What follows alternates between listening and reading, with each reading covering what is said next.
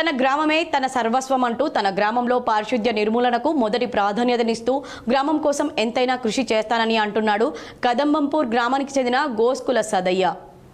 పెద్దపల్లి జిల్లా సుల్తానాబాద్ మండలంలోని కదంబపూర్ అనుబంధ గ్రామమైన కాశపల్లిలో గత 10 సంవత్సరాలుగా పారిశుద్ధ్య నిర్మూలనకు కృషి చేస్తున్నాడు. గ్రామంలో మురుగునీరు ఉన్న చోట, డ్రైనేజీల్లో, ప్రభుత్వ పాఠశాలల్లో అక్కడక్కడ పారిశుద్ధ్యంగా ఉన్న చోట బ్లీచింగ్ పౌడర్ చల్లుతూ గ్రామానికి తన వంతు కృషి చేస్తూ గ్రామాభివృద్ధికి తోడ్పడుతున్నానని తెలిపారు. వర్షాల వల్ల అంటురోగాలు ప్రబలకుండా మురికినీరు ఉన్న చోట, డ్రైనేజీల్లో దోమల నివారణకు బ్లీచింగ్ పౌడర్లు ప్రతి వీధిలోనూ వేస్తున్నట్టు తెలిపారు.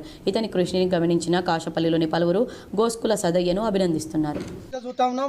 మరి ఇలా గ్రామ పంచాయతీలో 36 లక్షల కరెంట్ బిల్లు ఉన్నది. మరి మంచినీళ్ళ సమస్యలు ఉన్నాయి. మరి ఇలా ఎక్కడెక్కడో వచ్చి మన ఊళ్ళే ఉపాధి పొందుతున్నారు. మన యువకులేమో మరి ఇలా కైకిలి కూలిపోతూ ఉన్నారు.